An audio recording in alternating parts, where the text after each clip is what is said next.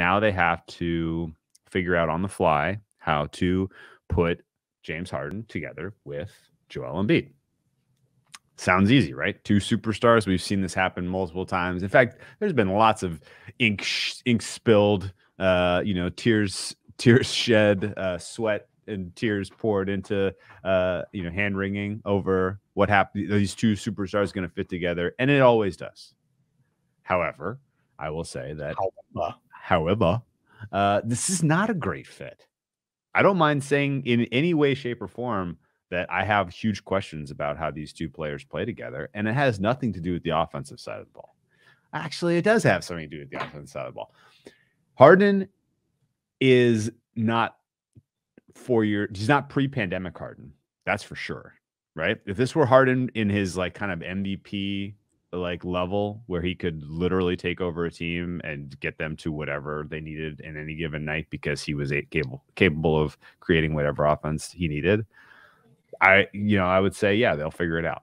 They only probably need 5-10 games. They'll figure it out. I wouldn't worry about it. He's not that player anymore. He has more difficulty creating offense now that they have changed the rules and they have made his particular wrinkle his particular brand of bullshit. His particular brand of bullshit isn't legal anymore.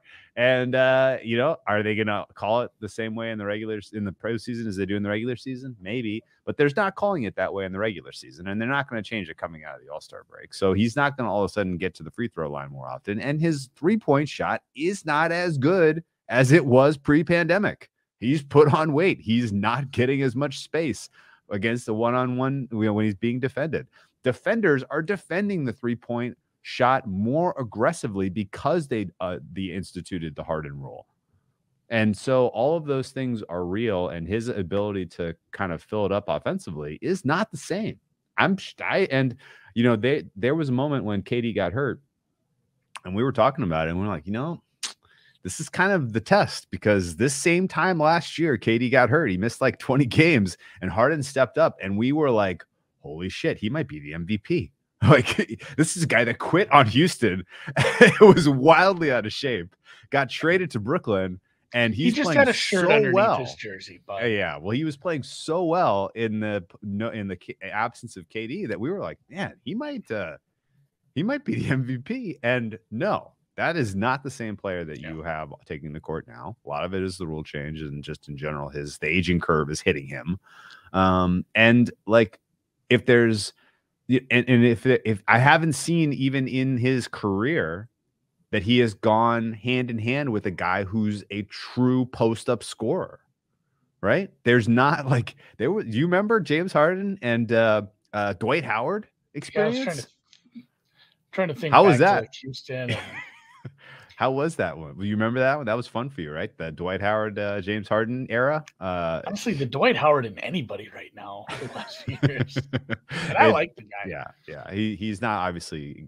Embiid is a much better player. I'm not comparing Embiid to Dwight Howard. I'm just saying that in general, it's not like we have a ton to point to about the way that Harden's game operates that says that this is going to be a slam dunk, no doubt. These guys are going to get along like swimmingly, right?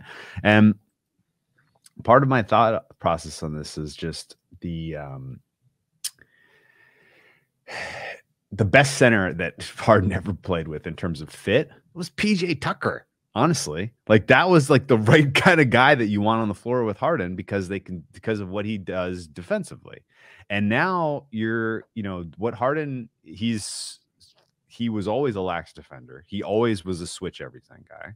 And now he's gotten even more ingrained into that way of thinking, which means basically if Embiid had X defensive responsibilities with the old unit, now his defensive responsibilities are going up because Harden is switching guys onto Embiid. That's for sure happening, right? And to me, I think that opens up risk that number one, Embiid could get injured. Right. I mean, he's going to now be doing a lot more physical basketball. Obviously, game one of this season, he bumped knees with Jonas Valanciunas in a physical moment. We haven't seen him play much physical defense since. He's going to have to pick up the physical aspects of his defense because of the addition of Harden and what he lacks defensively. And realistically, there's still a lack of shooting on this team. I don't exactly know who the closing five is around Harden and Embiid. And on even upgrading, even upgrading their team on the basis of the fact that they went from Seth Curry and Andre Drummond to Harden. I have a very real possibility that they land in the 7th seed and that they're playing their way into this tournament.